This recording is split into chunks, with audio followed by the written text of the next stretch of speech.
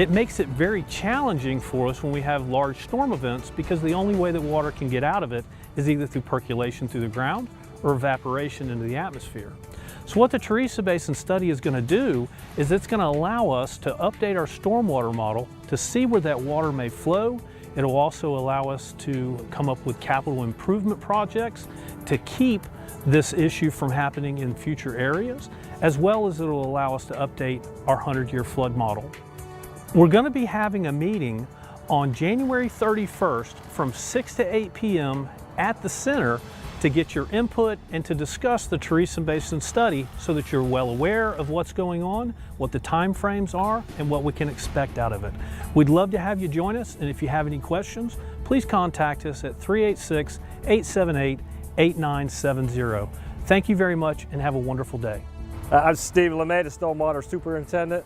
We are here at the Fort Smith Pump Station, where during Hurricane Ian, this area flooded from Rhonda Drive down to Sunday Drive, causing this pump station to go underwater, which made it quit working.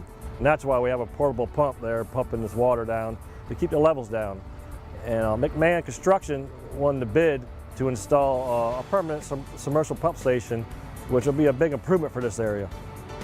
And over on the Cortland Boulevard ditch, GPS Civil has completed the project over there, piping the ditch, which had a severe washout during Hurricane Ian. And we are working on it right now to get the fences repaired over there that were damaged during the hurricane. And the Northwest Drainage Project is it's completed, and it's working as engineered and designed, and it's a big improvement for that area too. Good morning, my name is Luis Irizarry. I'm a traffic supervisor. We're here in the sign shop. All right, here's the Deltona sign shop.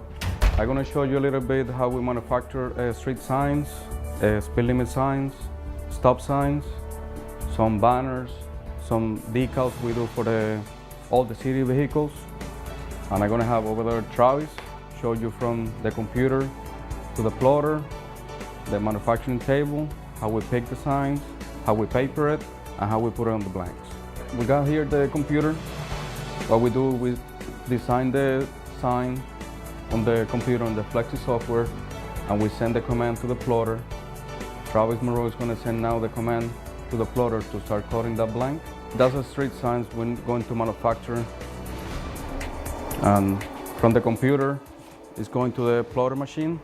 The plotter machine, it cut the vinyl. And from this machine, we cut it, we transfer it to the table. We start picking. Got Travis here working with the vinyl. We remove all the material is not necessary on the blank. From there, this is the vinyl already picked. We paper it. From papering with the transfer tape, and we transfer it to the roll. Where the drivers can see it at night. We transfer it here on the metal.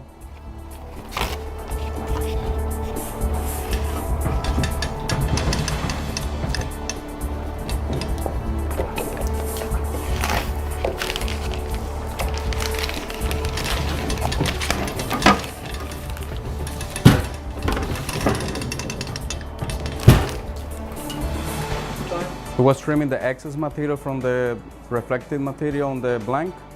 After that's done, we pass it back to the roller.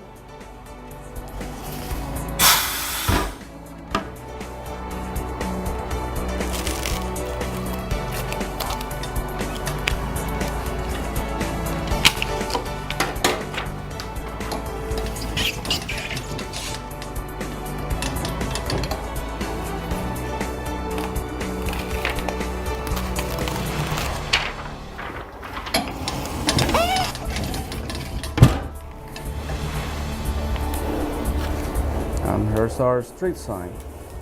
After this, they're going back in the field and they replace the old sign with the new sign.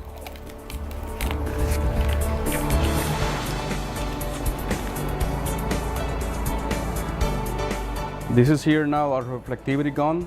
This is one way we use to make sure the signs are up to code, you know, with reflective and stuff like that. That way when the driver's driving at night, they're able to see the sign. That's our reflectivity gun. We scan the sign. If the sign don't meet the number for reflective enough, we go ahead and replace the sign. It's going to be the same process how we did the street signs.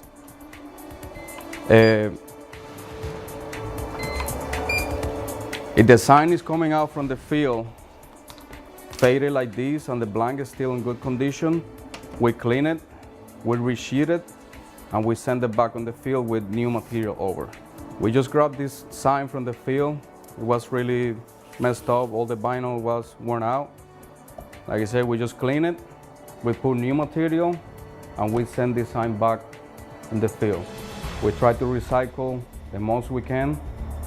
If the blank is in good condition, don't bend, no bullet holes or whatever, we just put new material over and we send it back on the field. Hey, my name's Deputy Chief Swisher. I'm here with Chief Shivers. and we're going to talk to you about some stuff that's happening at the fire department. We just had a case the other day with a 5-year-old child who was a burn patient.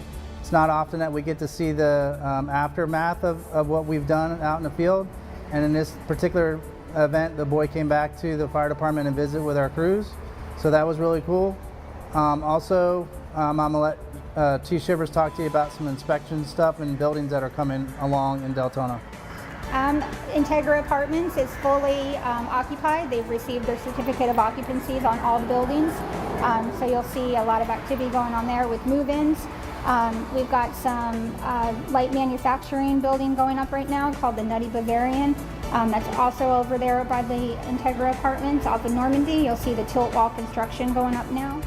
And then some other stuff going on in the fire service, or our fire department here in Deltona, is we just got done doing some training with our new hires. I believe we had 5 new hires. We've got 7 more to hire, but the 5 that goes through, a lot of people think that once they come into fire service, everything's done. But our service is continuous training. Almost every day you're training doing something.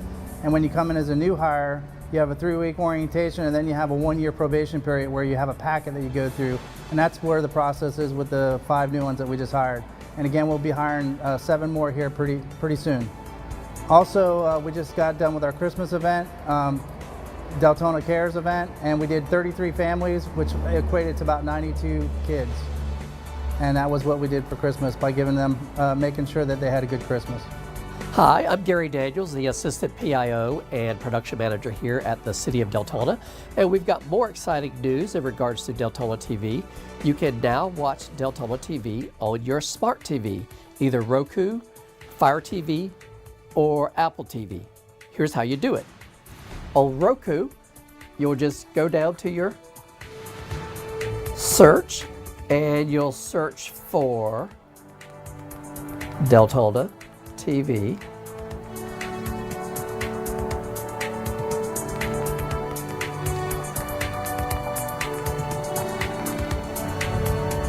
And it shows up just as you got to Deltona. You'll see the city logo.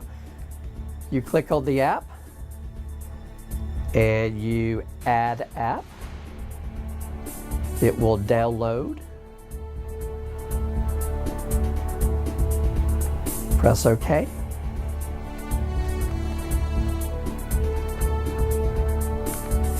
And then you'll go back home.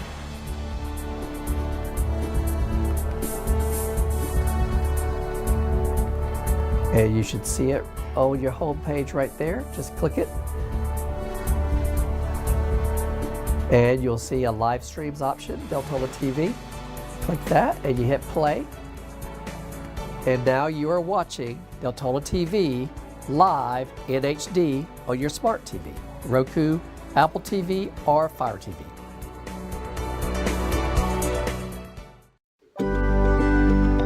Just past Stetson University's stately campus, this classic brew pub and modernized historic inn are part of DeLand, Florida's Main Street, voted the best in America. Woodland Boulevard is straight out of a movie set and has something for everyone. I'm Erica Group, and as West Volusia's resident artist, I love fall and winter here. It's high season for all kinds of street fairs. One of my favorite is the DeLand Indie Market. From wood sunglasses by Bad Spade to the Tipsy Gardener's Living Art, Indie Market's variety is organized by Courtney Hamill. So much of what people appreciate the other vendors is how well you curate it. You know, it's like you're proud to be among everyone. Is that a hard process? It's a very hard process. Yeah. We started off with 40 vendors and we are now over 90. But we do only take so many of each type of vendor.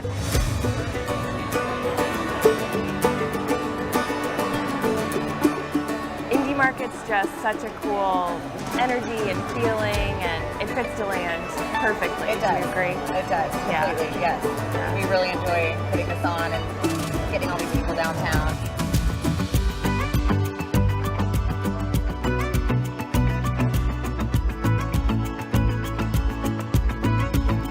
A long time ago, DeLand used to be called Persimmon Hollow. Now it's the name of a brewing company that's a local favorite.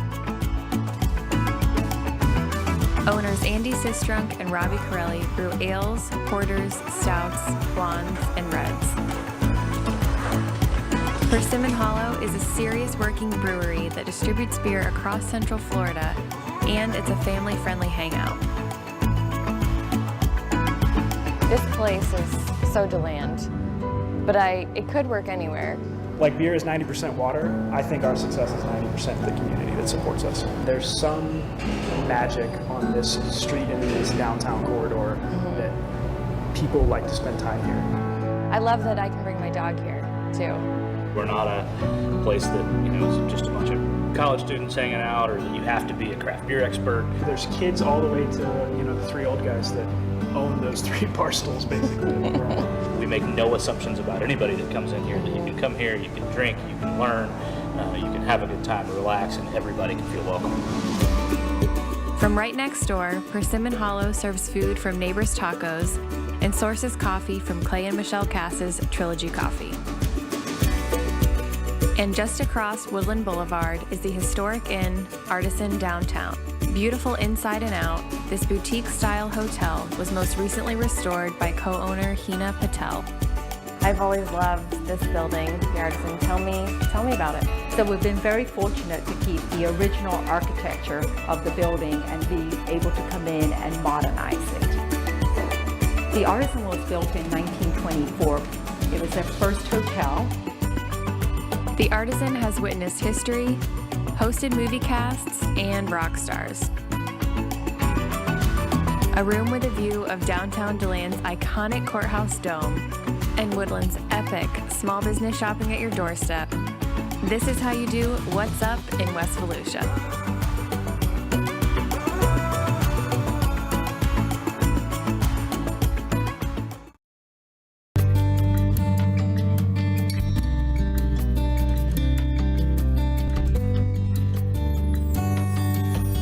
My favorite thing to do is play on the playground with my friends and play pretend.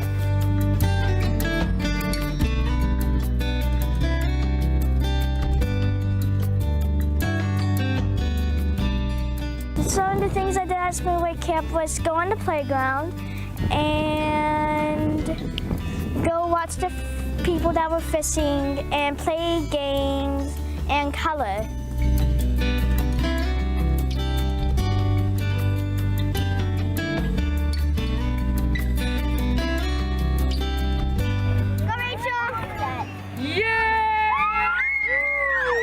Now those are some big bubbles. All right, you ready? Ah, close. My role for the camp is to oversee the whole entire camp, setting up the logistics of the camp, all the planning that goes in before the camp, and then making sure that every single kid that comes to camp is safe and has a fun time.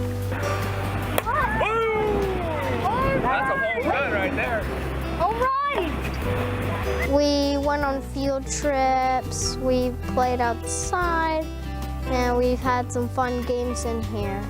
My favorite part of spring break camp was field trips and playing on the playground and meeting new friends.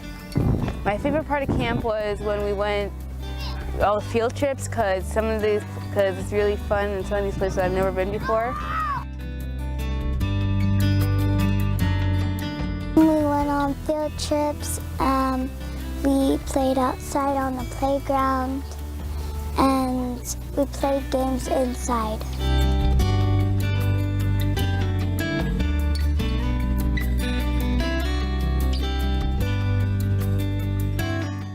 My favorite part of camp this week was the games, because I liked to play the game Twister, and it's really fun.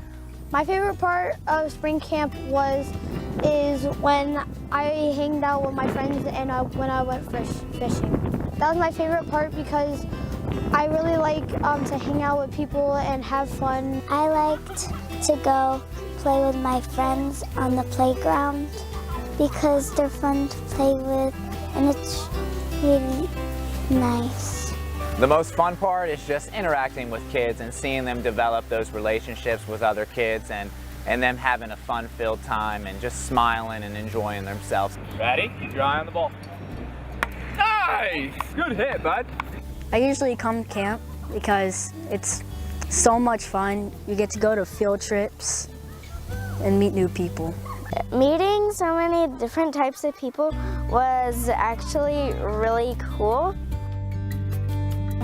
It feels nervous at before, but as soon as you get to know them more, you just become friends. Well, the county is really huge on diversity, so it's good for the kids to get around other kids that they might not know or that might not go to their school. They make new friends, and then they can carry these friendships over to either our summer camp or the next year's spring break camp. My favorite part was hanging out with my friends because they are always there for me and I'm always there for them. I am very happy that I came to spring break camp because I wouldn't have met all these fun people.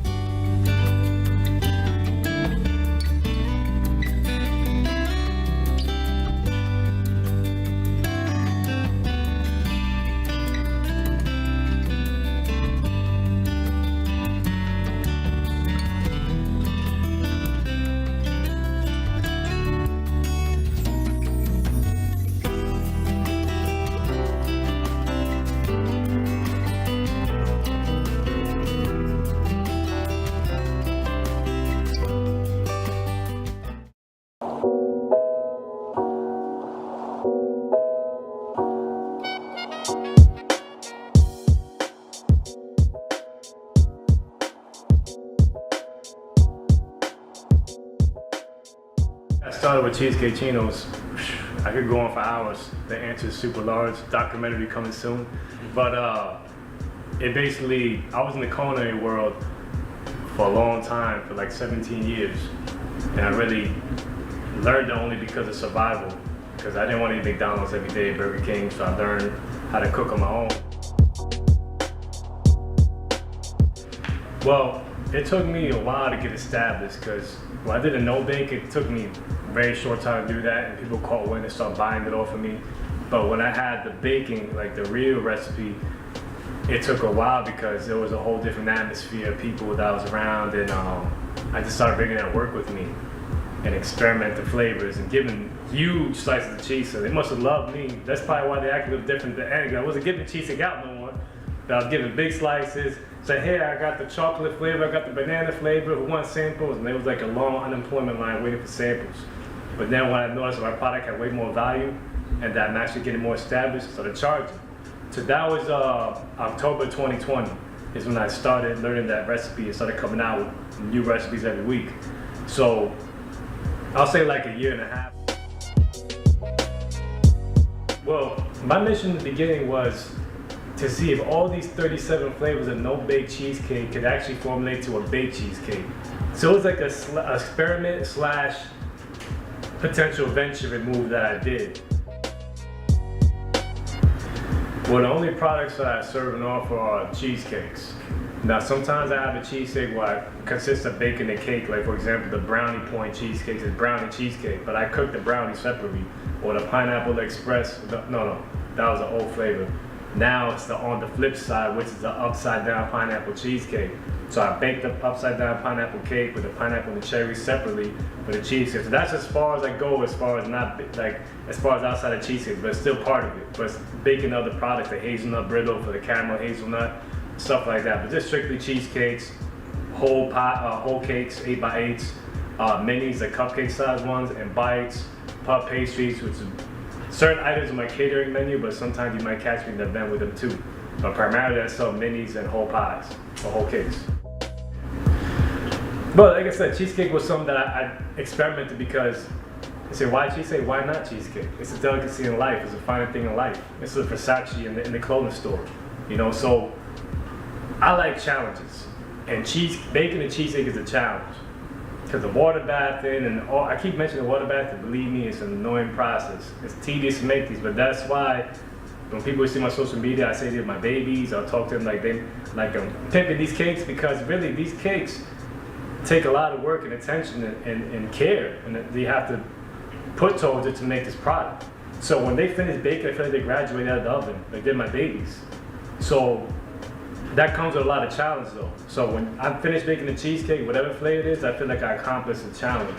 And I still got more challenges coming up, like the keto, the gluten-free coming out soon, the no sugar. All those, besides the vegan that I already came out with, are challenges. Challenges drive me. I think it drives everybody, or should.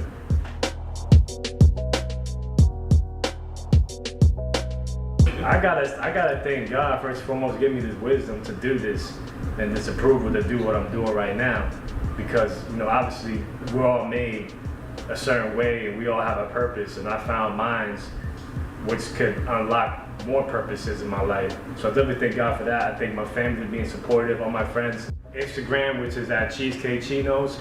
I got Facebook, which is Cheesecake Chinos. The website, cheesecakechinos.com. Email, brian@cheesecakechinos.com.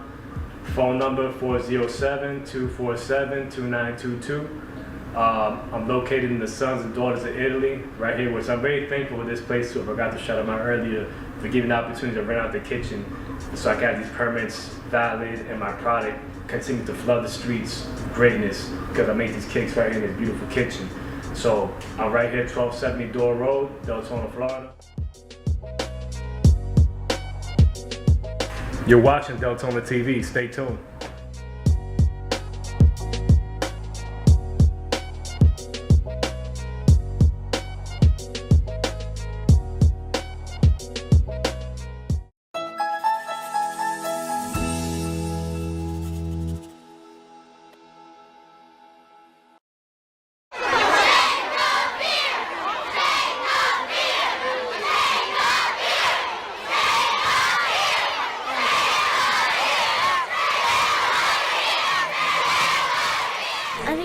That I might get a little scared at first, but I definitely think it's gonna be good. I think he's gonna be a little colder.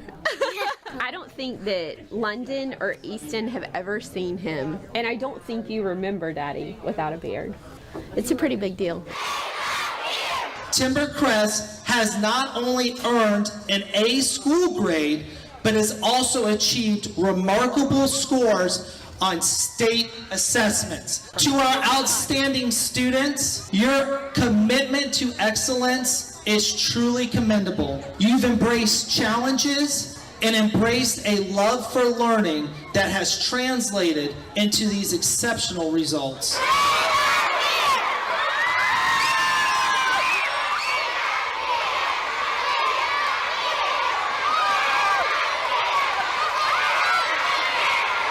A man can change that fast. All that time growing and it's just gone and you're a different person. But he did a good job of keeping himself in shape. I've had my beard for several years and I love my beard, but to get rid of it for such an exciting event and to be able to celebrate our Timbercrest family and our students makes it all worth it to me.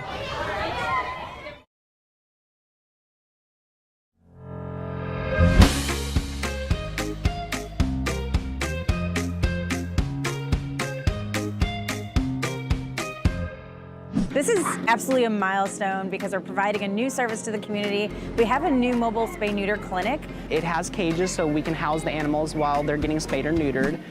It has 2 surgery tables so the doctor can basically do surgeries back to back.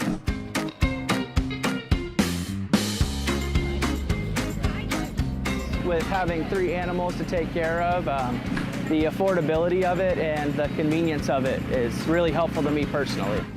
I love doing events like this because what we're really doing is bringing all of our services directly to the community. The cost brought me out today. It's very expensive to do this, and here it gives us the opportunity to take care of our pets properly. So with vaccines, it's only $10. We have a rabies and distemper, and for cats, we have the rabies and the FVRCP. So it's only $10 per shot, and then our microchips are actually free.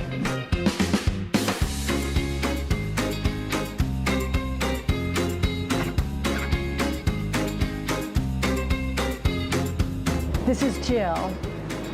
Say hi, Jill. She's 4.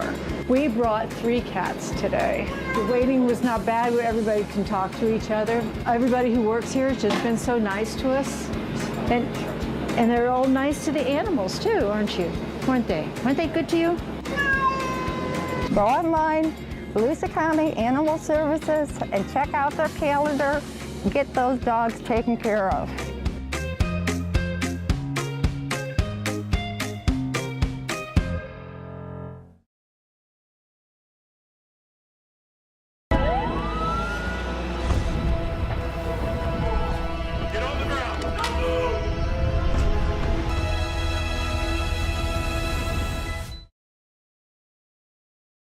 Pull out? That way, yeah. Those are my customers, though. Truck. It's the truck. Right here.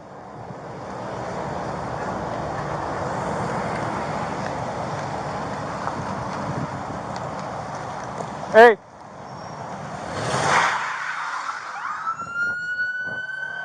Central, East 12, man.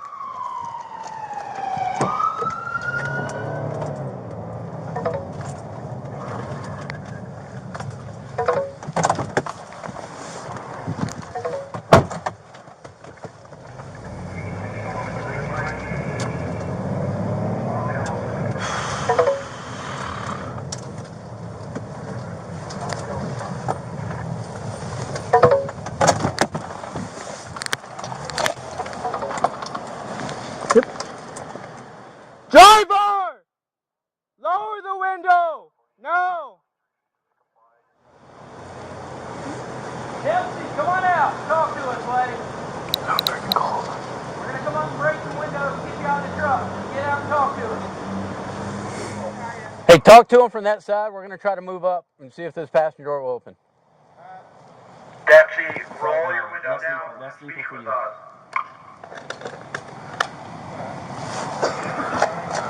Alright, we're going to go up and hopefully we'll... Sorry, I got my window punch ready. Yeah. Alright, well, yeah, we'll see. We might be able to get them out before we do that. Down and speak with us. Just keep talking to him. Deputy, roll your driver's side window down and speak with us. Open the door. What's that? Do what? Your part. Open your driver's side door Where's your flashlight? and speak with us. I got my punch. Do what? Pardon. All right, you want a pardon? Okay, well, open the door and we'll talk. Show me your pardon paperwork. Well, you got to show it to me. What's that? All right, well, open your door and talk to us. All right, we're about to bust the windows open. Okay. All right. You want to come out on your left? No, you can go on my right. It's good. Or yeah, here, go on my left. Go ahead, I got him. You ready? Bust it all the way. All the way. Go. Hit it again. Let's go there.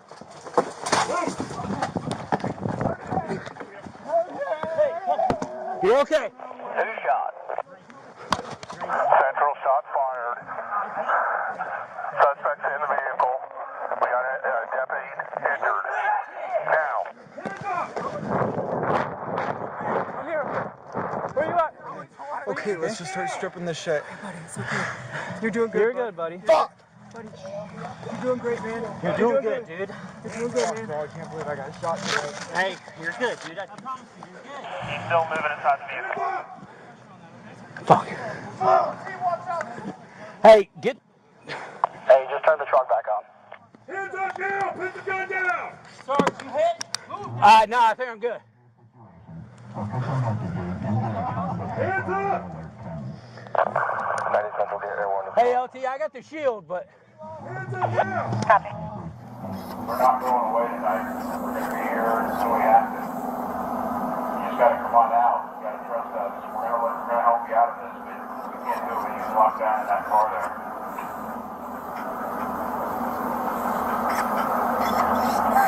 You need to walk out of the house with your hands up. Yeah, this is the last piece of it. I don't know what that's made of, but that thing's holding up very well. It's costly. Good. Dempsey, your kids are worried about you right now. We've got flames in the garage from the attic. Yeah. Flames in the garage from the attic. Dempsey, you need to come out before this house goes up in flames, man. Walk out the front door right now, Dempsey, or climb out the window. Do something. Dude, one more.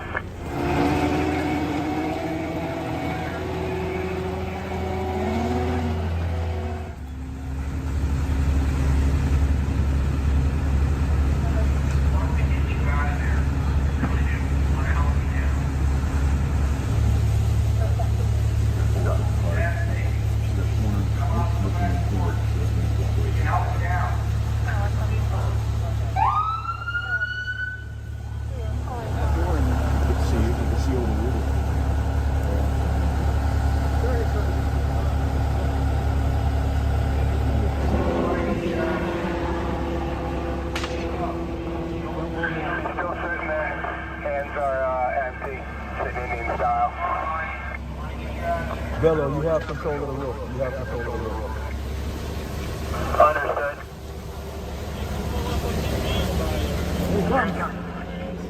Come on, man. Come on. Come on. What's that? Punch the deck. Sure. Nikki, keep going back. We can't breathe.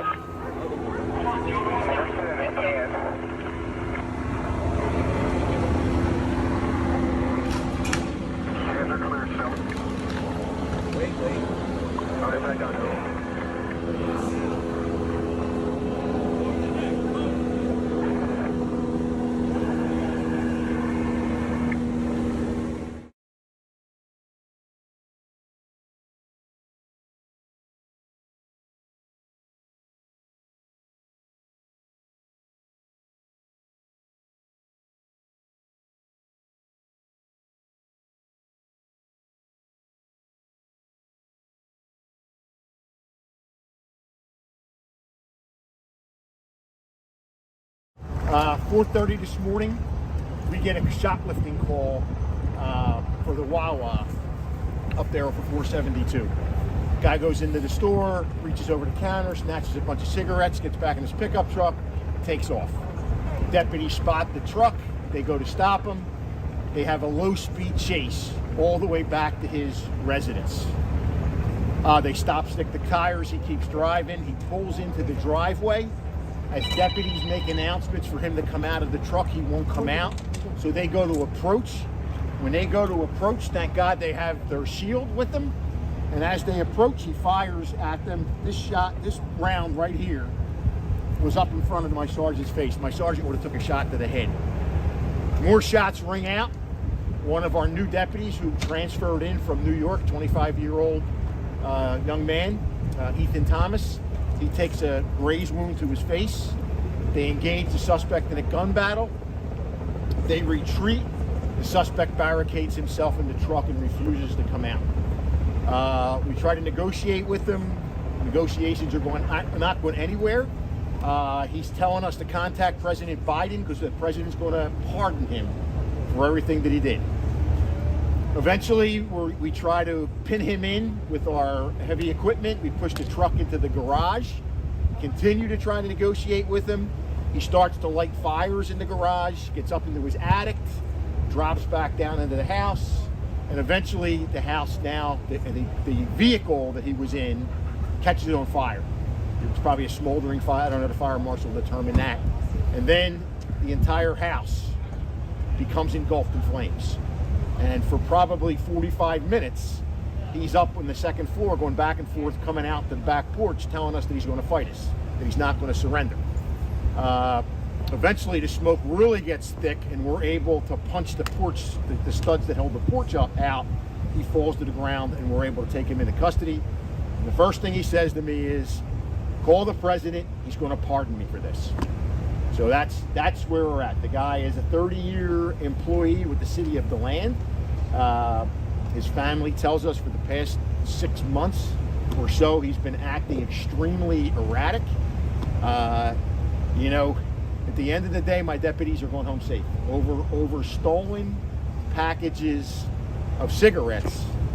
I got a deputy who could have been shot and been killed if it wasn't for this piece of equipment that we gave all of our sergeants back in 2021. And then I got a new guy who comes to us from New York, Ethan Thomas, who takes, again, by the grace of God, he's not shot in the head and he's not dead.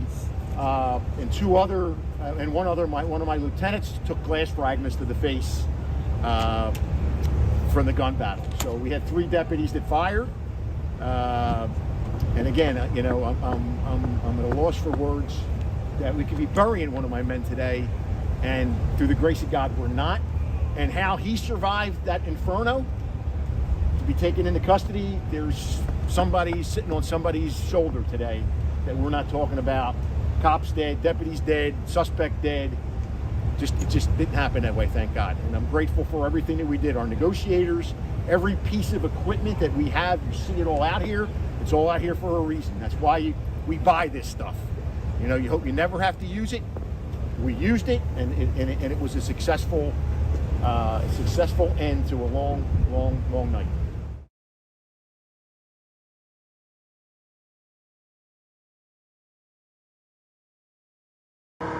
He's sitting Indian style. Oh, he's got a knife. Yeah, a flashlight. Flashlight. Hold on, boys. Yep.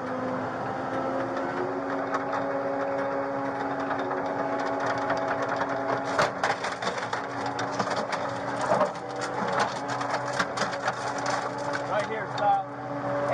Stop.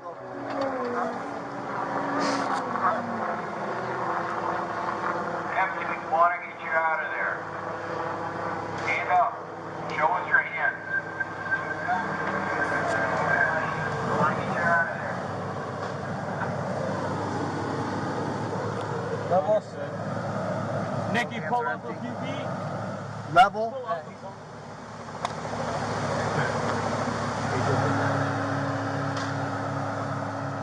Let's let the smoke clear. I can't see anything. Is she on the SWAT channel? Nikki, back up a few feet. We can help you out.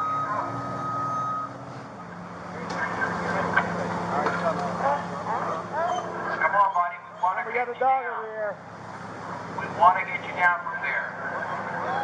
Let us get that house at least. Well, you gotta go back. Nikki, we lost visual. Back up.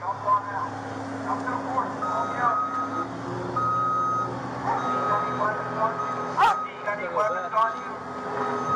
Nikki, keep going back. You can't breathe. We want to help you down. Show me your hands. Flash fire just put that thing. Put your hands up. He said, let's do it. Come on. Do it? Yeah. I can't see him though. No, but like, just in case that if they're going to go hands on, he's going to fight. Hey guys, just be advised. He said, let's do it. So he may fight. Hey, listen to me. I need you to put your hands up above your head. Ask him if we'd be allowed to come to us. I have no idea. Hey, do you want our help? Do you want us to come get you? Dempsey. Dempsey!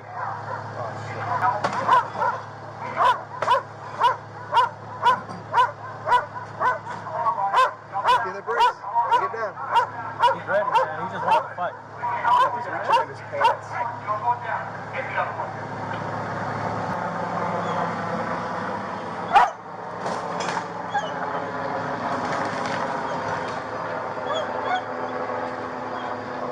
Lower the deck. Lower the deck.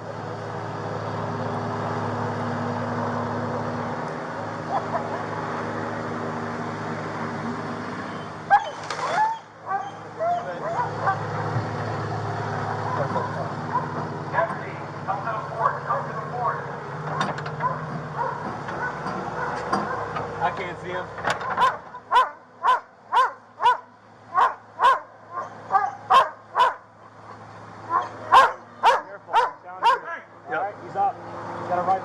Yep. You over low.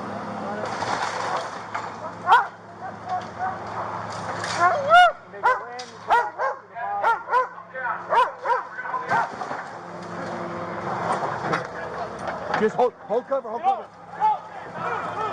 Doug, come here, Barry. Barry, come to me.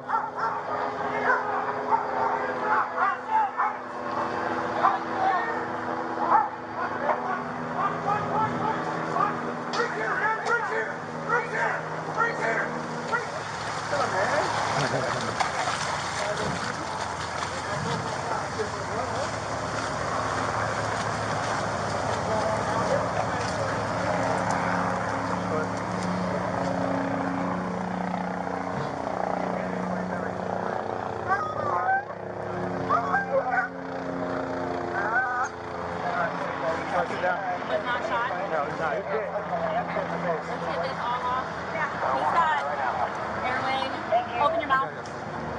Are you having trouble breathing? One of us cut it off. We got everything. What's that? Thank you. Pardon my Joe behind. I know. I don't think he's going to pardon you after this. He shot one of my deputies. He shot me first. Okay. Let these guys work on you. Make sure we have all our tools, all our equipment. Yes, sir. Make sure they're in the bear cab.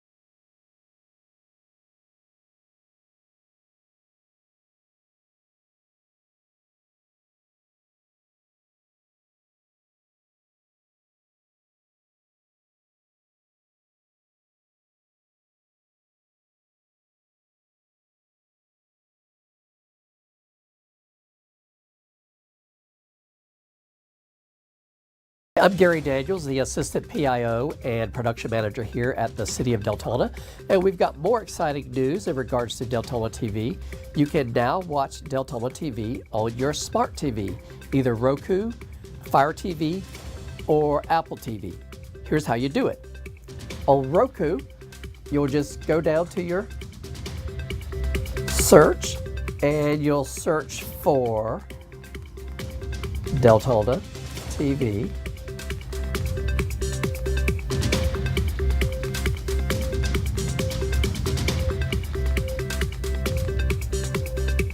And it shows up just as you got to Deltona. You'll see the city logo. You click on the app and you add app. It will download. That's okay.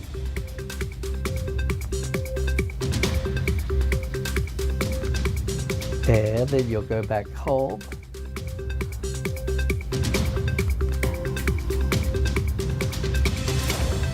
And you should see it on your home page right there. Just click it. And you'll see a live streams option, Deltona TV. Click that and you hit play. And now you are watching Deltona TV live in HD on your smart TV, Roku, Apple TV, or Fire TV.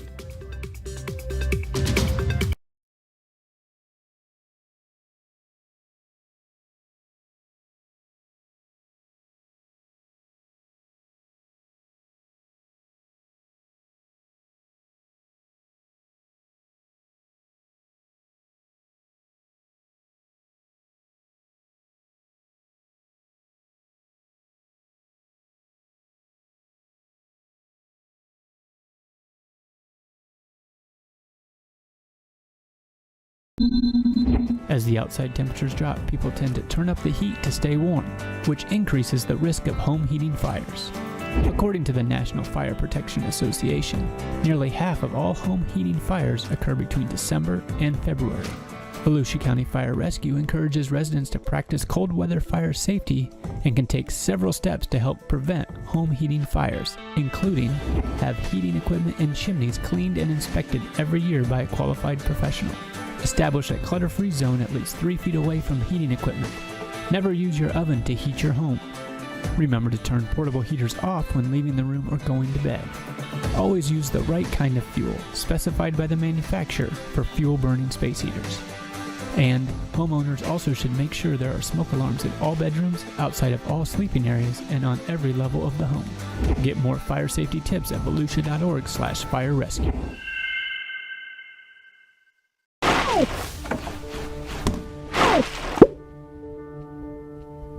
Like the sign says, stash your trash. Whether ashore or afloat, in Volusia County, we want you to keep it clean. Make sure it's tied down in the boat. If it flies out, go back and get it safely. Ways you can get involved is coastal cleanups. Volusia County does a great job and has an outreach program where we do beach cleanups. We appreciate you doing that, keeping our waterways clean for our generation and future generations.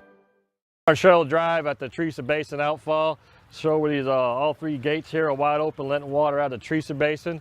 Due to the recent rain event we had last week, just want to have residents know that we are here letting water out. Here at the Audubon Park, where the emergency outfall for the Teresa Basin discharges out of here, and from here it flows on out to Lake Monroe.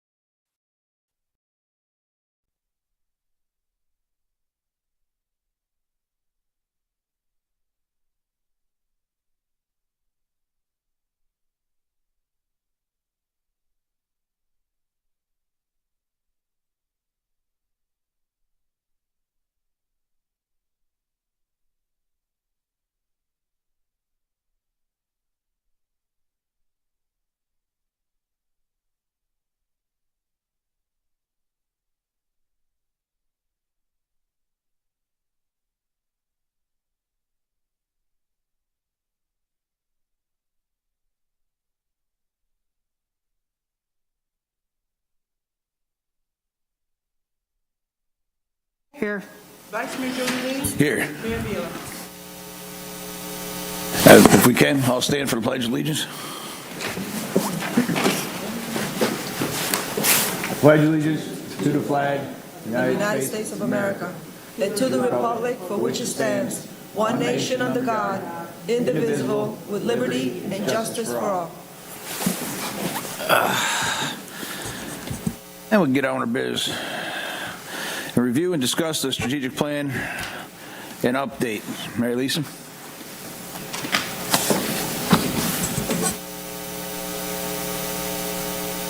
All you.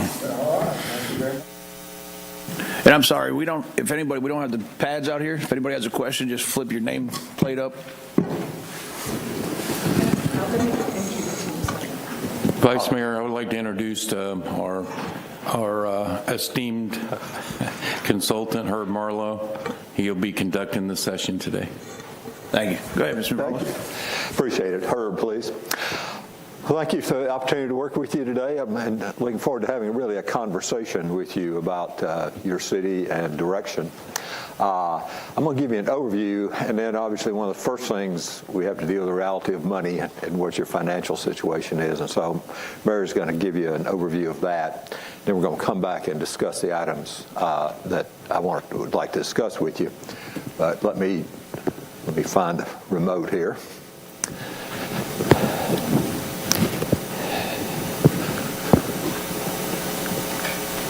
Well, no go. On the side? Okay, that's it. All right. As we discussed, all you really talked to me about, there's really what I call a foundational goal. That's stability of leadership here in the city. And many felt that needed to be addressed before we can really do much more. So I want to spend a little time talking about that this morning. I don't want to do it because I think it's important for whomever your manager, he or she becomes in the future, to really have a good understanding of your thinking about the city and the various realities that he or she is going to have to address here. So after we have that conversation, then I'd like to talk about what I call the leadership agenda. I'm not phrasing these as goals necessarily, but things we need to say so that your manager understands this is what I'm going to have to face. I've got to be able to address. And as you choose that person, you want to be able to say, okay, this person brings the skills and the background to be able to address this. And he or she can know that you see these as critical issues and be prepared. So after we talk about money for a while, I want to come back and talk about these things with you and anything else you'd like to discuss today. But my goal is that we walk out of here with a pretty good sense of where the commission is on this, so that as your managerial candidates come forward, they can understand where you're at, and they can say, I fit or I don't fit, and I have the skills for this or I don't have the skills for this, so that you get a good fit. Because if you want stability, that fit really matters.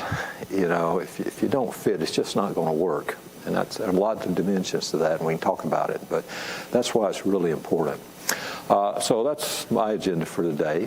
But again, we'd like to begin with the other reality that you have is all of this depends on the financial resources to be able to move forward. So, Mary, if you'll come on forward. And she's going to give you kind of an overview of where you're at financially.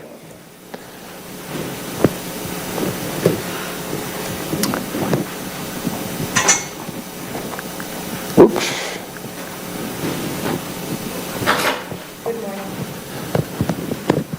Good morning. Oh, that's okay. I can use it on the computer here. This first slide is taxes levied by classification. This information is from the Volusia County Property Appraiser's Office.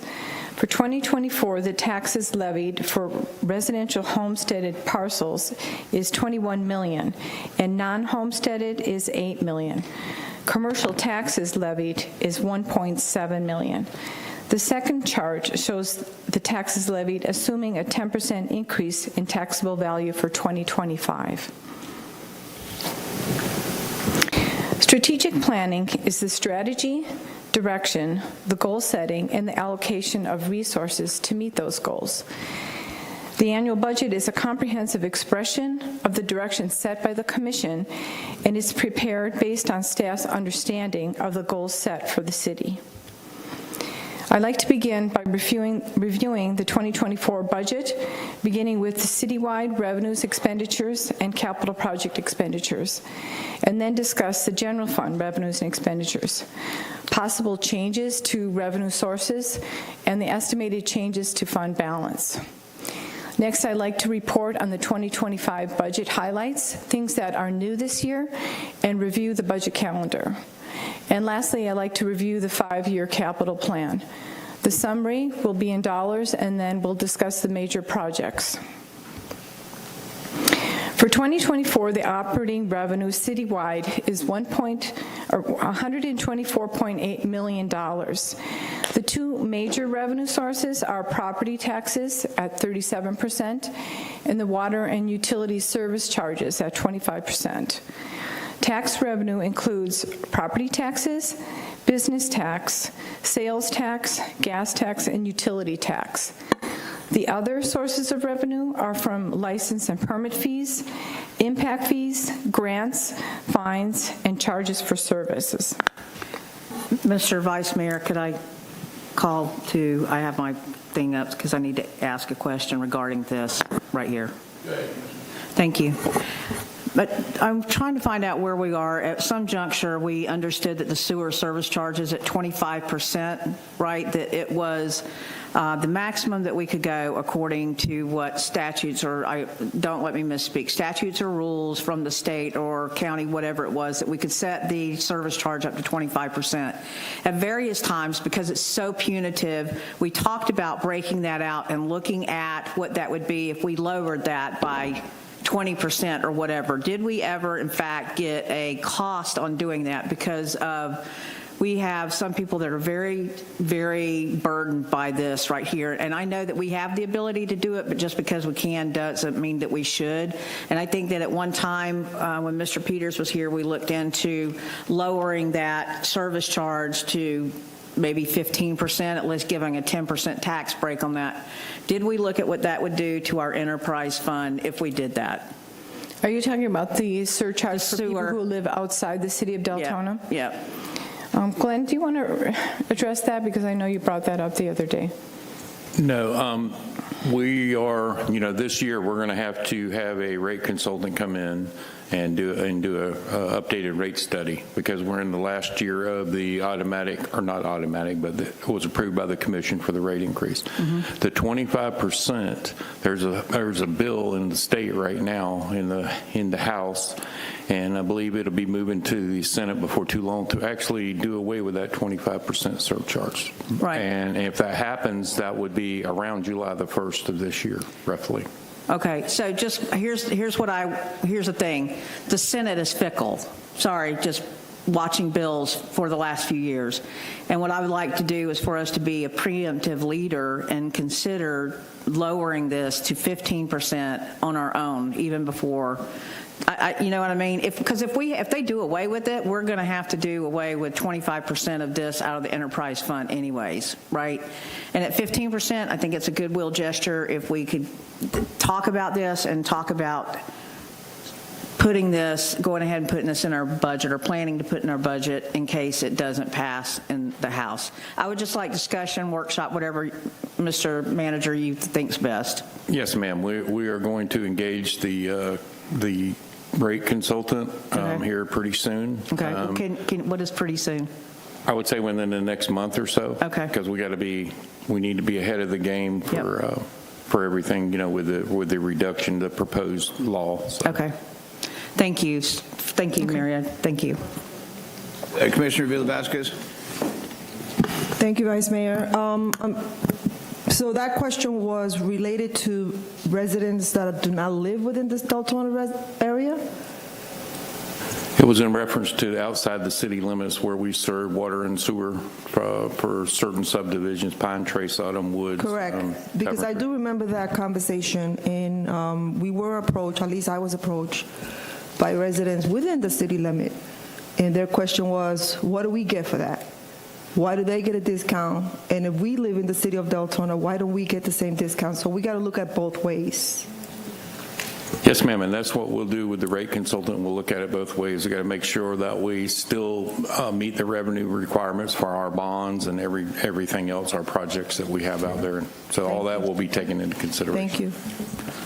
I go one more time, and after that, we'll wait for the presentation to be done. Sure. We can do all through questions. Thank Go you, ahead, Vice Mayor. Commissioner. Mr. City Manager, if I'm not mistaken, we did do an analysis on this before a rate study was done on this, and it didn't affect the enterprise fund as much as it did the resident's pocketbook.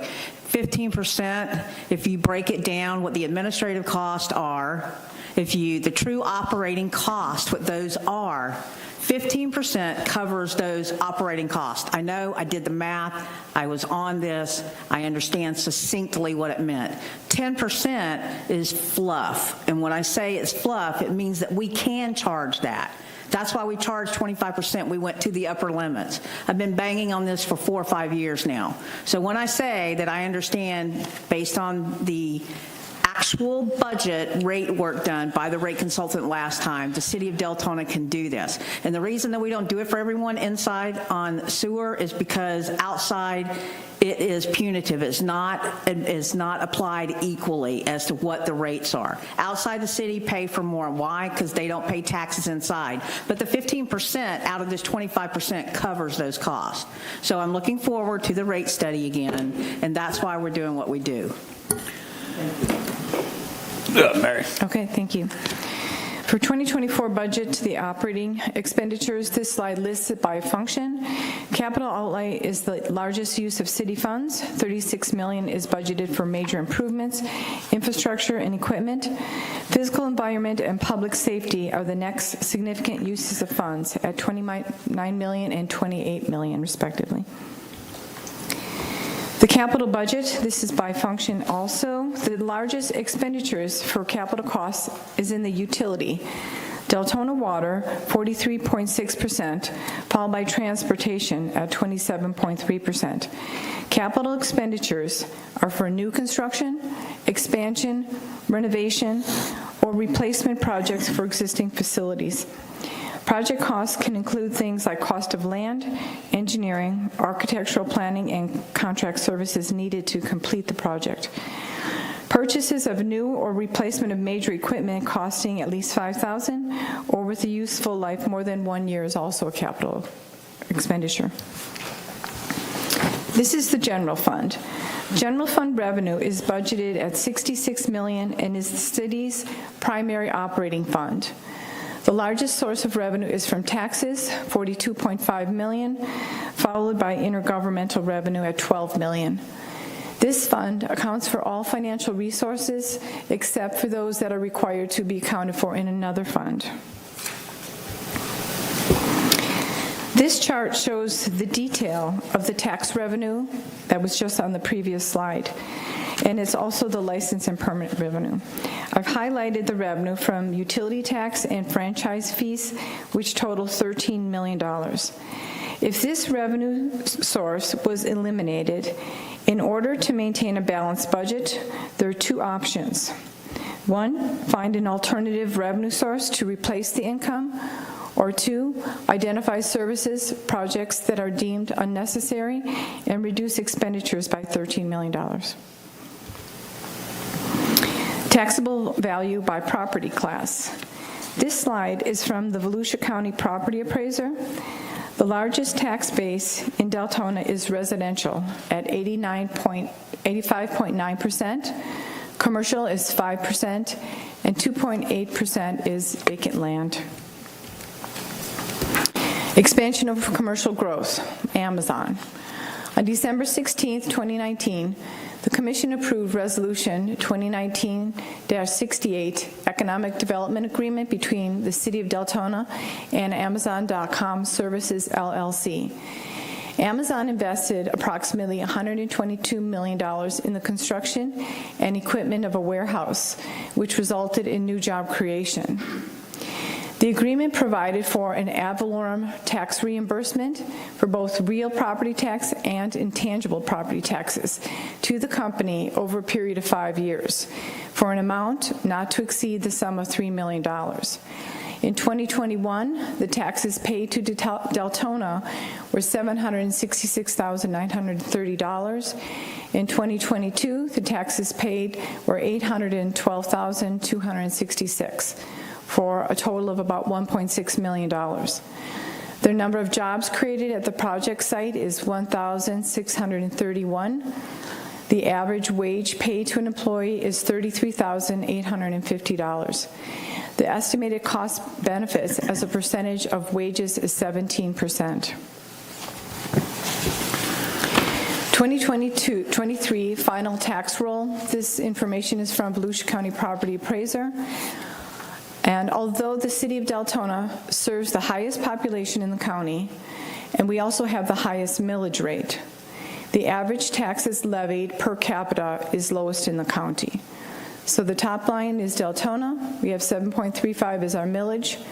Our total taxable value is about $4.6 billion. The total taxes levied is $33.8 million. Our population is about 98,000. Taxes per capita is $343.29. This is the general fund expenditure. It's a summary by function. The budgeted costs for the general fund expenditures are $53.7 million. This chart is a representation of where the funds are spent by function and the cost per capita. General fund, about $10 million is the cost to maintain the general fund. Planning, building and code enforcement is about $6 million. Public safety, the cost is about $28 million. Transportation is $3.5 million. Culture and recreation is about $6 million in expenditures. Changes in fund balance for the general fund. This slide shows the estimated change in fund balance over the last 2 years. The budgeted fund balance is estimated to decrease by $11.6 million. This is due in part to the transfer from the general fund to other funds. New for 2024 are the transfers to stormwater and solid waste from the general fund. This is just a graphical representation of the slide previous on the general fund. Changes in fund balance for special assessment funds. These two funds are supported by a special assessment. This is stormwater and solid waste on the property tax bill. It's supported by a separate special assessment on the property tax bill. This is a separate line item from the ad valorem tax. The stormwater assessment fee is $128 per year. This rate has been in effect since 2019. The solid waste assessment fee is $202.80 per year. This rate has been in effect since 2018. Special revenue funds are intended to be self-supporting. However, in '24, the general fund transferred $2.5 million to stormwater fund and $1.3 to solid waste. Staff will be recommending an increase in the two assessments for fiscal year 2025. For budget year fiscal year 2025, things that are new this year. The citizen survey. In response to citizens' requests for a greater role in the budget process, we are implementing an online survey which will be available at www.deltonafl.gov. Residents will be invited to respond to survey questions to share their concerns, priorities, and ideas to improve the quality of life in the city of Deltona. Next is a scheduled budget workshops. January 20th, today. This is the beginning of our budget season with the strategic planning workshop. On March 11th, we have a 5-year capital improvement plan workshop with commissioners. On May 13th, we have a special assessment fee workshop. And the June 24th through June 28th will be a budget workshop with commissioners. The fiscal year 2025 proposed budget calendar. January 20th, that's today, it's the strategic plan workshop. February 12th through the 14th we hold a 5-year CIP meeting with department directors and the interim city manager. On February 29th, the citizen survey is due. On March 1st, budget preparation begins. Budget materials are made available to departments. On March 11th, we will be holding a 5-year CIP workshop with commissioners. The whole month of March, departments complete their budget submittal packages. Finance completes the preliminary budget work. On March 31st, this is the deadline for the budget package to be submitted to the Finance Department. Goals and objectives, department summary, personnel requests to HR and Finance, capital requests, the 5-year CIP, an organizational chart, and performance measures, and a detailed line item budget. April 22nd through the 26th, we hold budget review meetings with department heads, the interim city manager, HR, and the Finance Department. On May 3rd, the building department supplies to the Finance Department a list of properties for the nuisance abatement assessment. On May 9th, the proposed personnel changes meeting with HR director, the Finance director, and the interim city manager. On April 27th through May 10th, this will be the compilation of the budget data by the Finance Department. On May 13th, we'll hold the special assessment fee increase workshop. May 20th is the first commission meeting. This is the preliminary rate resolution for special assessments for stormwater, solid waste, street lighting districts, Lake District special assessment, and nuisance abatements. On June 1st, the pre-preliminary assessed taxable value letter is received from the property appraiser. On June 21st, the proposed budget books will be distributed to commission members. June 24th through the 28th will be a series of budget workshops with city commissioners. By June 25th, we will send out a notification letter for non-ad valorem increases, if any. They must be sent out at least 20 days prior to final hearing. On July 1st, Form DR 420 is the certification of taxable value that we receive from the county property appraiser's office. On July 15th, the regular city commission meeting will be to vote on a proposed millage rate and also the annual rate resolutions for special assessments, non-ad valorem. So it will be the proposed millage rate, stormwater assessment, solid waste assessment, street lighting, Lake District, and nuisance basement assessments. By August 2nd, due to the property appraiser, is the preliminary rate resolution for special assessments. By August 5th, due to the property appraiser, is Form DR 420 with the proposed millage rate, and Form DR 420 MMP, which is the maximum millage rate. By August 24th, the property appraiser mails the notice of proposed property taxes, the trim notice, to residents. September 4th, the City Commission meeting. This is a public hearing, adoption of the tentative budget and millage rate. This must be done between September 3rd and 18th. It cannot occur on the same day as the school board or the county. September 11th through the 15th, this will be the publication of the budget in the newspaper. It must be done within 15 days after the tentative budget hearing. September 16th is a City Commission meeting. This is a public hearing to adopt the final budget and millage rate. It must be done 2 to 5 days after publication in the newspaper. By September 19th, due to the property appraiser and Florida Department of Revenue, is a certified copy of the resolution adopting the final millage rate. It must be done within 3 days of the final hearing. By September 30th, this is the deadline to adopt a final budget. Within 3 days of receipt, Form DR 422 is completed and certified to the county property appraiser's office. By October 15th, the EDR report is due to the state's economic development report.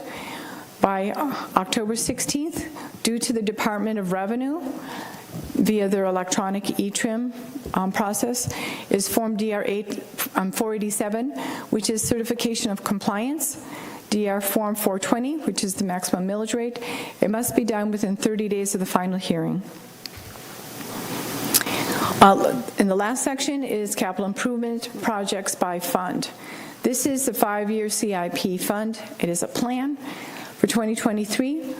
The total is $38 million in planned projects, and going over 5 years, the total is almost $204 million. The 5-year plan, these are the major projects. In the municipal complex for 2024, the large project is for land acquisition, budgeted at $5 million. For 2025 through 2028, discussions are underway to assess the need for an additional fire station and fire training grounds. In the transportation fund, 2024 large projects are the Rhode Island Extension and LCAM shoulders.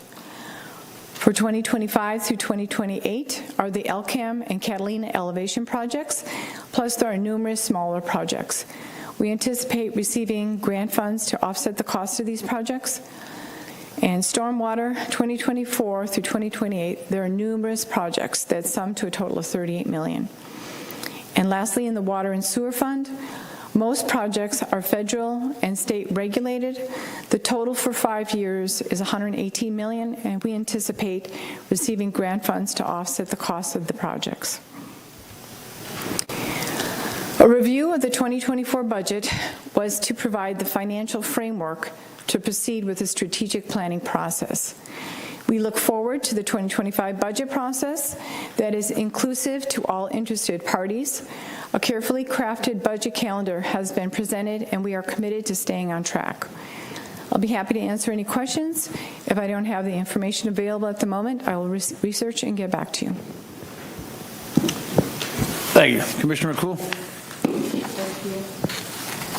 A couple of questions, Mary. Thank you, first of all, to you and your staff. This is a great report visually. I have some questions. The first one that I wanted just to go back to on here is the, hold on, let me get back to this question here. 30 days.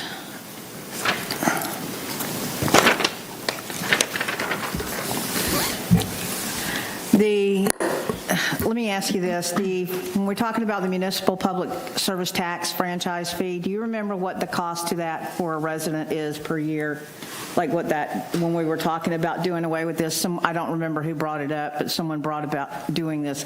So we'd have to shoulder and reallocate or cut whatever, right? $13 million without this. So I want that to be brought up again, because I don't remember who brought it forward, doing away with this franchise fee, but there's a way that there's a reason that we have this. So in looking at that, I wanted to know also, when does the tax rebate to Amazon, can we state again for the record when that expires? Is it this year? It's $3 million or 5 years, but going back to that slide, we're already ahead of schedule. I anticipate in 4 years we'll reach the $3 million threshold. So when is that 4 years? Because how long have they had that now? 3 years? Well, according to the contract, I think they built it in 2020. Mm-hmm. The first year that the taxes were levied were 21. So be 21, 22. We're going to reimburse them this year, which will probably, I believe, about $800,000 or $900,000. Mm-hmm. So next year will be the final year that will reach the $3 million threshold. Okay. So it's 1 year earlier because they're paying more tax than anticipated. All right. So can we go right here? You're on this slide here, the final tax roll here. Our millage rate is the highest. Our total taxable value, I see that, is the second highest, Daytona Beach. The total taxes levied, and then the taxes per capita are the lowest. Can you explain logically the reasoning for that? Is it the taxes per capita low because of the valuation of property, or the homestead exemptions? Can you explain the correlation between us having the lowest taxes but yet the highest millage rate? Okay, this is in total summary of tax. This doesn't take into consideration homestead exemption. There's a lot of different exemptions. This was just illustrative to show you the number of population that we serve. We serve the most people in the county, but this is, if you take the average per person, we pay, our tax levy is the smallest. And that is due to population. Okay. And of course, it also is based on taxable value. Because if you look at Daytona Beach, their taxable value is 8.4. Now, this includes everything. This includes commercial, industrial, agricultural. It also includes tangible tax.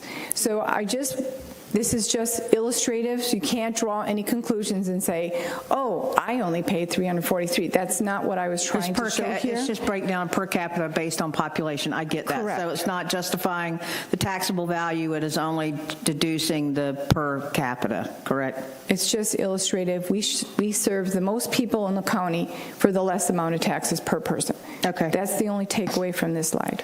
Okay, can you go to the next slide, please? The changes in fund balance. Transfer in, transfers out, okay? So I want to go here, stormwater and solid waste, the transfers in and out, net transfer of $18 million. And can you explain that? Because if I am not mistaken, due to the absence of the assessment, this is what we had to cover. So can you please suss that out? Okay. The general fund covers operating expenses, meaning revenue, and the expenses, the day-to-day, like personnel, equipment, and then the dream or the goal is to have extra revenue, which goes into fund balance to fund things like capital projects. Right. So, and typically, the Municipal Complex Fund, Parks Project, and Capital Replacement is funded every year out of fund balance. And Municipal Complex was higher this year than average. Parks Project is typically between $2 and $3 million. Capital Equipment Replacement is generally about $3 million. It varies a little bit depending on the city needs. Stormwater and solid waste are special revenue funds. That means their revenue source is from a particular source meeting the assessment. It's generally independent. It's supposed to be self-supporting. This year, because of a number of different factors, mostly that we have not raised the revenue over the last number of years, but costs continue to increase. So those funds needed to be supplemented by funds from the general fund. So this year was an unusual year, and that's the reason we make the case to increase the assessment.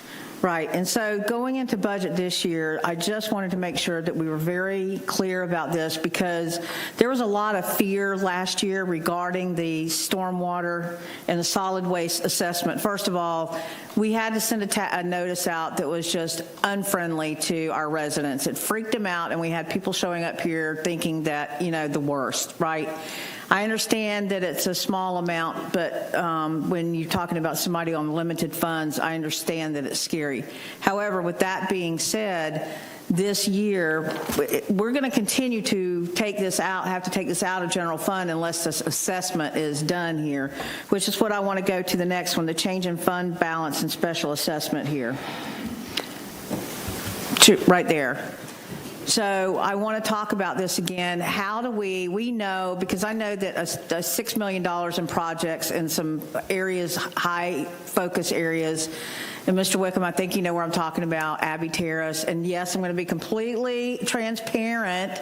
This is in my district, but there are flooding concerns that have been there forever, and this project keeps getting bumped down.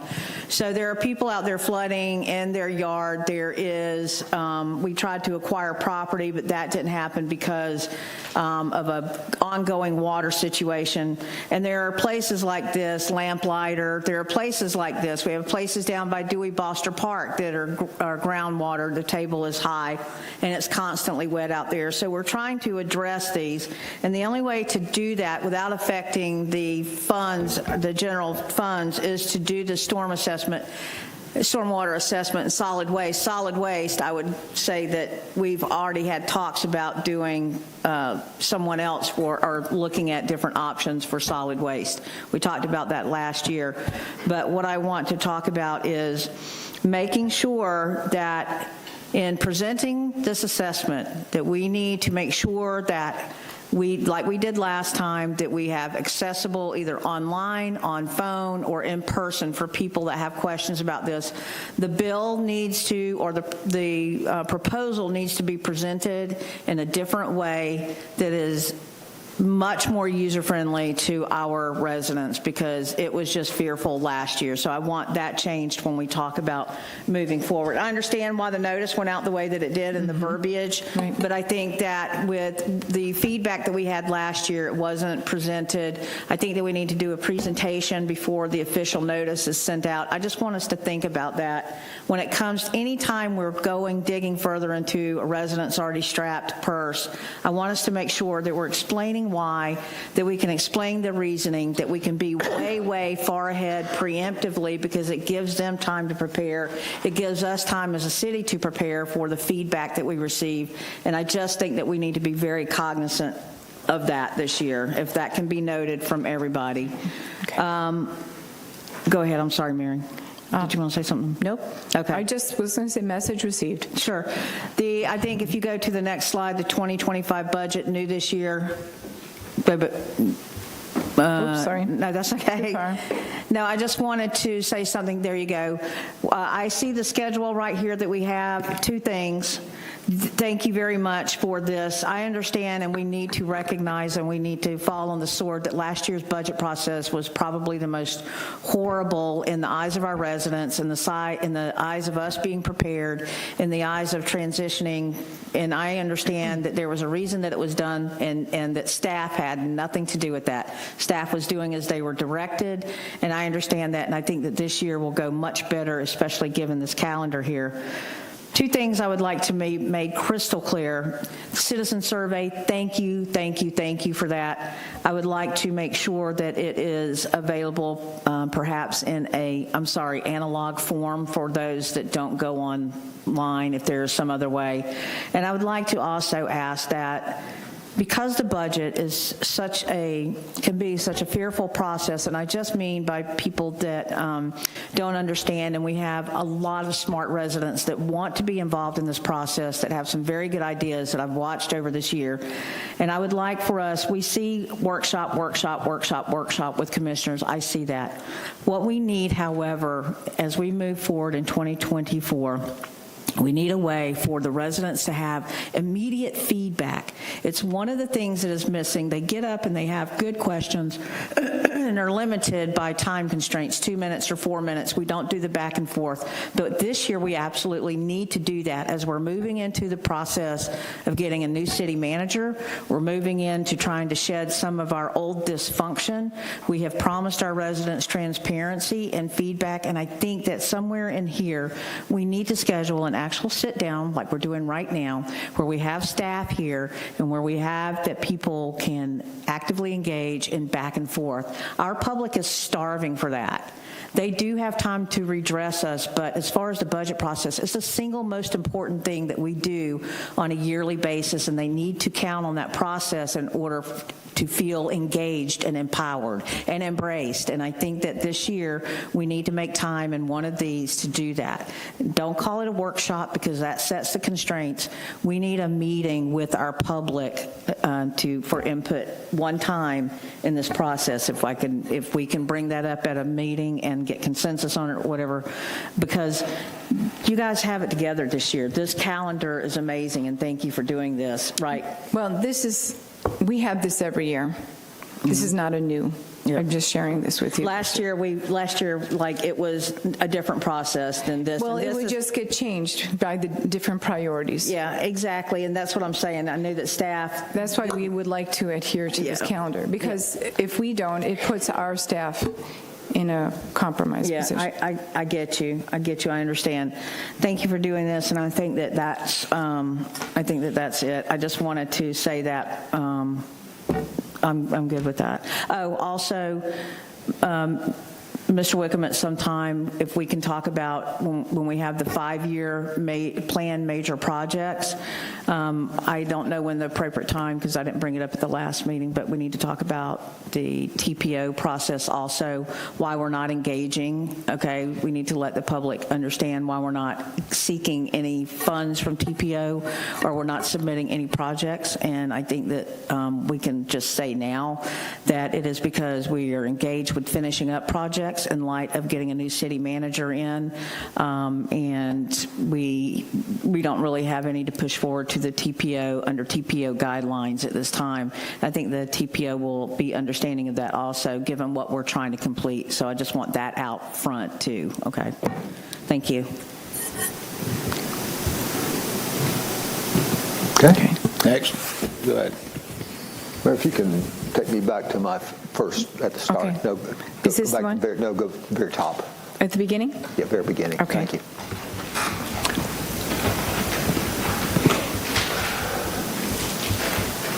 Okay. Go down one. How about this one, leadership agenda? Yep. Okay. No, the one One up more? earlier. I'm sorry. Up. Okay. Back up. There you go. Okay. All right. Thank you. Thank you.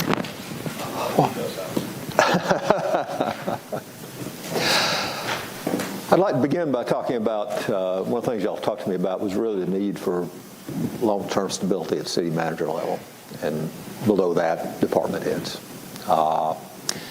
And obviously you're in the process of searching or begin that process. But you each talked to me about why that was important for this city. And you obviously been on interims for a while. You've had quite a bit of turnover.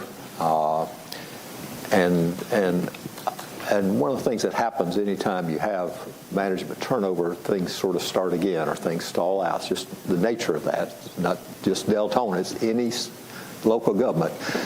When the current manager leaves voluntarily and involuntarily, there's a period of interim, and then the new person comes, and that person needs a bit of time to know the city, know the priorities, all that, so things slow down. And obviously you will have some of that, but you really want to not prolong that. You want to get some stability. So I'd just like to have a conversation with you about why that's important and what do you see, if anything, that needs to be done to ensure that whoever fills this position next is in a good, strong position, can hang here a while. Because these projects are long-term. Nothing you have up there significant is quick. This is government work, and it's years. Vice Mayor, begin with you. I'll go this way. I'll start with all right. Commissioner Vila-Vasquez. Yes, ma'am. Thank you, Vice Mayor. So the problems we're having is that the change of city managers. We start projects and they end when that city manager leaves. Okay. So if we were here at a project that we were working on, when the new city manager or interns, if it goes down, because now this new person has to bring himself up to that standard to understand what the projects are, how the city wanted them done, and so forth. This time around, we were lucky, because even though we lost the city manager, we still had the people in charge of who were doing the work when that city manager left. Okay. So we're still up. Right there, we're still up a little on that level. And it's not only city managers change, but it's also commissioners changing. I can tell you that my CRA project, I've been here 5 years now, and I probably, from 5 years, if it was down here, it probably moved this much. Okay. Because it is in one district, but for some reason, other commissioners don't agree with what needs to be done in that particular district. So that CRA project has been frozen for a while. There's been some changes, some work done, but here again, new commissioners come in and they feel that that tree doesn't look good in that spot, or the benches don't look good, or for whatever reason. But us being in the background, we can see that it affects. Every time something changes, it affects the projects 100%. Okay. It affects the staff, because now they have new management and they have to get used to this new management, new directions. And I think that this time around, we need to try to do better and try to, hire a city manager unless the current one wishes to apply. But and we won't ask him that today. But and the relationship with staff is also very important because it affects, even though you might not think so, the relationship with our leaders, city managers, commissioners, has a big input on the progress of the city. I can tell you that as a former manager, as a former employee, you can see it, right? He's not being nice with me. He's not being nice, so I'm going to prolong this. I'm taking my time with this, so I'm not going to do it this way. We've had problems with city managers and staff, which has been very negative. And I'm looking forward to having somebody that can get along with our employees, our commissioners, have a lot of respect both ways. Commissioners with our city managers know their levels, know their line that's crossing. That's why there's a chart, right? There's a charter and there's a chart. I believe in respecting our chain of command. Okay. And I think going through that can make things much easier, the process easier with our leaders and the city managers, our directors, and our staff, following that chart. And also with our residents. Also with our residents. And that's... So for you, there's some real keys to stability. One is sort of respecting the process. Absolutely. And everybody staying in their lane. Absolutely. If you're a policymaker, you stay in policy. If you're an administrator, you stay in administration. If you're a line person, you stay in operations. And you don't try to get out of your lane. Every organization has a flow chart. And that has to be respected. Okay. And I think it'll make the job smoother, and everything will run in a smoother situation. And I believe that more will get done. If you have a city manager who has to be babysitting everything around the city with commissioners and with other staff, that takes him away from his job. And it makes the jobs much longer to get processed. So I think that's the important thing going forward. We all need to know where our position is. We all need to know where we stop. Where is the line that we stop and wait there for more instructions from there going forward. And I think that will move us and make our projects go faster and get finished faster. Okay. All right. Thank you. Thank you. All right. Commissioner Colvin? I agree with Commissioner. I think we need to get stability back into all of our departments and our department heads so we can move forward and getting projects done. It's kind of stalled us, this big turnover. So I'm just going to kind of mimic what she said there. Okay. All right. Okay. Well, again, so it's the internal process, it's the culture of the organization where people respect their various roles and not try to get involved in other people's business. You do that. And I will say, the organization I've worked with that do that, they really are very productive. They get a lot done because everybody's got their job. They know what it is and they stay with it. So thank you.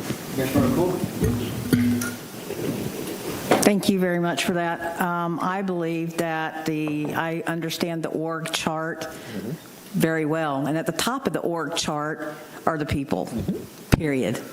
Everything else flows down from there. The people are not an also. They are a number one priority. The largest problem that I see that we have is not department heads instability and not even city manager instability. It's instability up here on this dais when you talk about leadership, because this is the most forward-facing leadership that our people get to see. And the amount of dysfunction that sits on the dais right now is like, it's problematic, to say the least. And there needs to be a way for this commission to build consensus together on these projects, because not everyone has the same idea of where the problem is. And until the problem is identified, I don't care who you put in here as city manager, I don't care who you put in or recruit from department heads, I don't care about that. You're going to have instability because this commission is the most forward-facing interaction that the public has and the representation of the public. And until we become cognizant of that, admit that we have a problem. We're sitting here right now, 3 down. We should have 3 more people sitting here today, and we don't. Whether they don't take it seriously, whatever the excuse is, we should have a full bank of sitting commissioners here, save one that's gone, obviously, for health reasons that we're trying to replace. But we can't even get an admission of that. We put it off on somebody else. Okay. The staff does their job just fine when they're not harassed and when they're not trying to be directed by anyone other than the city manager. The city manager does fine outflowing when he is presented problems. They take it up where it's supposed to go. Okay. But it is an interference of the commission. It is missteps on the part of the commission. It is the blundering on TV that our people see that's embarrassing. And I'm just putting it out there. I'm part of the problem. I had a live mic the other night and uttered a 4-lettered word because I was frustrated and angry. And not only that, walked out before the gavel was down at the end of the meeting just because I was so frustrated with the whole process on a project. So until we get a grip on ourselves and understand what our position is, because we have failed to do that, then I don't care who you put in here, it's not going to be solved. We have to be thinkers, we have to relate to the public better. You can't go bossing staff around, you know, and we gotta stop that. Okay. We have to stop, we fight with one another. It's horrible and it's embarrassing. We look like clowns. And until there's the admission of that and the understanding of that, until there's this struggle, there's a power struggle that goes up here on the dais because everybody's afraid their project's not going to get done, their pet's not going to get named, you know, that they're not going to get recognition. It's ego-driven. It is not community-driven. And I don't even know a better word to say. It just really sucks. Okay. And you know who suffers? Our city suffers in the face of, when you talk about Deltona, what do you hear? And I'm being real here. You cannot fix a problem until you admit that there's a problem, because we can't get it together. So you got 3 colleagues sitting here. Yep. Do y'all see it the same way? Do you see it differently? Different dimensions? I mean, just talk to me about that. You know what? I probably stand alone on that. I believe that everyone thinks they're doing their job, and we're failing because there's some reason that we have so much pushback. We have failures that we just don't tackle, you know, that we don't hit head on. And until we build consensus together and are on the same trip here, our staff suffers for that too, being pulled in a lot of directions, you know, getting directions from other people. I mean, it just is. So we either admit that we have a problem and say that we have a problem, or we sit here and act like we don't have a problem. And we're going to waste our people's time, and we're going to waste our staff's time. I understand what we're here for today, but your number one thing here is leadership stability. And we are, again, the forward-facing leadership that needs to embrace what we have done wrong and try to right that before we can bring anybody else on board. I'm done. Vice Mayor. Before I go, I noticed we have a couple people from a couple residents here. Anything y'all want to say? Yeah. Come on up.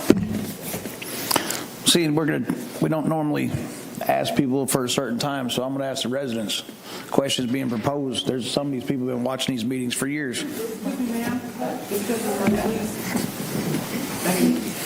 Sorry for changing things. Dory Howington, Deltona. So recently we've kind of seen what's been going on, the infighting and everything that's happening within the commission. It's distressing. As a resident, I mean, this is what people are seeing outside of Deltona when they look at us as a city, and it's embarrassing. I've had coworkers that live in Lake Mary that have watched our meetings, and they come to work, and it's just things that they say. It's like, how can you even defend it? The words that are coming out of people's mouths, giving up people's addresses that are not published, these things make a difference, and they hurt us. We as residents are being hurt. The city manager decision that we have to make, probably one of the most important in District 2, that's another huge one. We need to not be playing games, and right now we're playing a lot of games. And I don't know how we fix that. And I'm sorry I'm so frustrated, but this has been kind of a big one for me, because it hurts. As a resident, we moved here because we love our community. My husband grew up here. We came back to raise our family here. Spent a lot of money, and we expect to be here for at least 20 to 40 years. And it's just scary what we're seeing. So please, if I can ask for one thing of everybody on the dais, is please try to work together, help bring our community together, and help us grow. Because that's what we need right now. Okay. It's disheartening. So please, help us. Thank you. Thank you.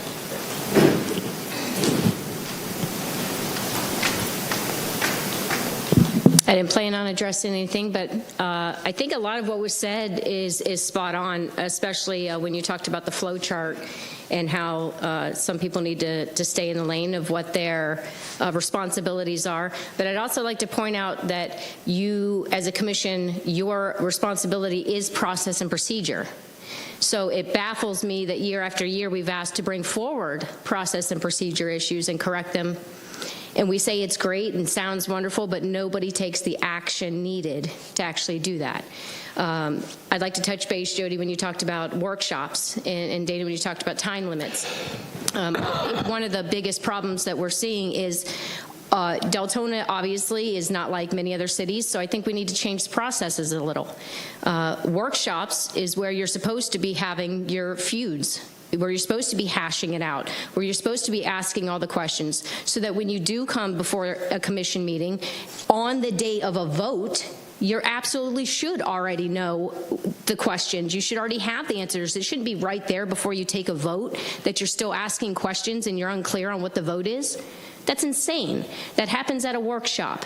And so the 4 minutes should happen at a workshop. And personally, maybe even more than 4 minutes if you really want that community engagement and you really want to hear from the residents. But right now, it's not functioning. It's clear it's not functioning. Most of my comments today would have been on the budget, but we're already past all that, so I'll save that for later. But I think I would like to see more of us looking less at how we can bring in more revenue and more on how we can correctly use the revenue we're bringing in, because I see a lot of mismanagement still, a lot of just wasteful spending, and I'd be willing to talk to anybody about what those are. I've said it for years. So, thank you. Let me, if I may, build on that, Vice Mayor.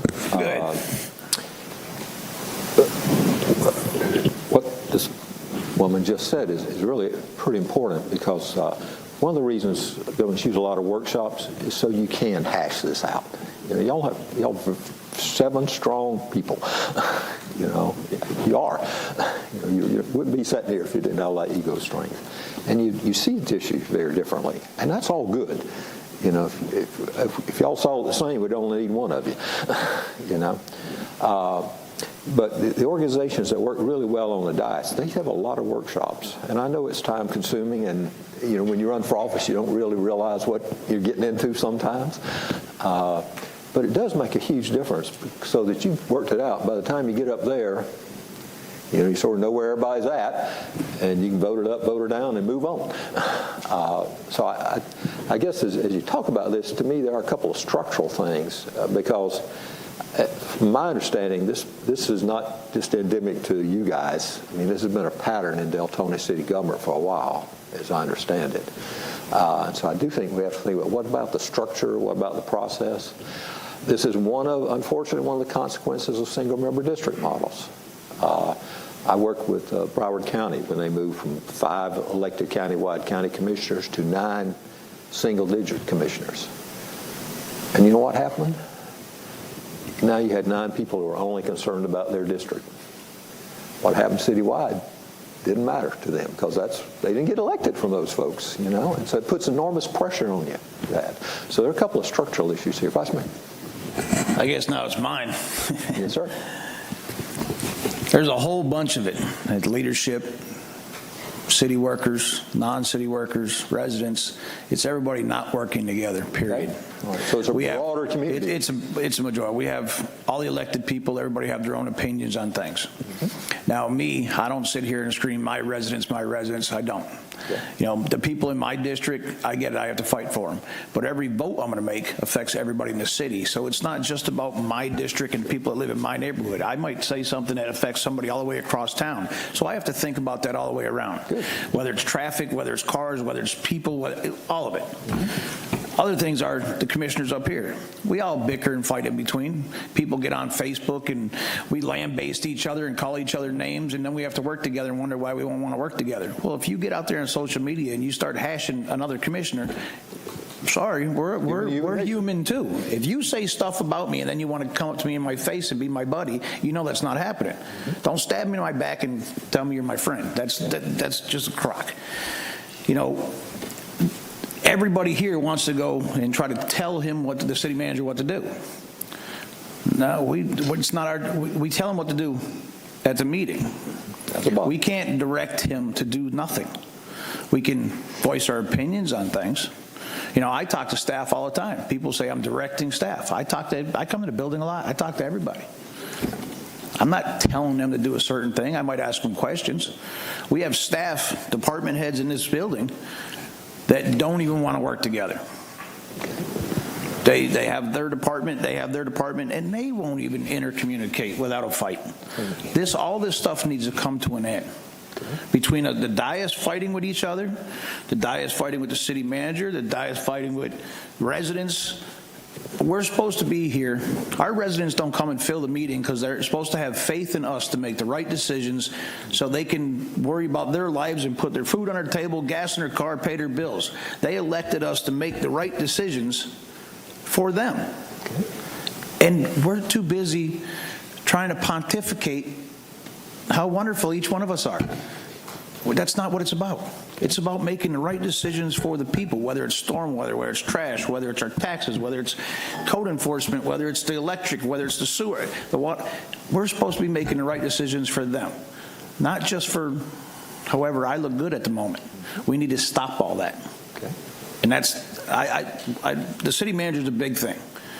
But I think if everybody wasn't here trying to play the part of being the most important one, we would probably get along much better.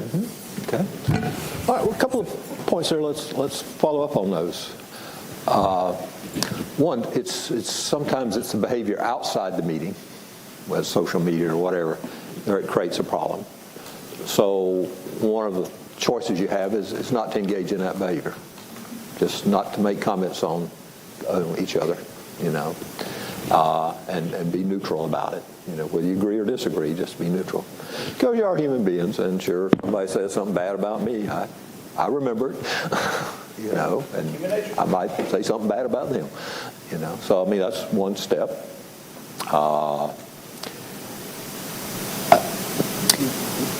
The other, I forget who told me this, but said be real careful about the assumptions you make about your colleagues.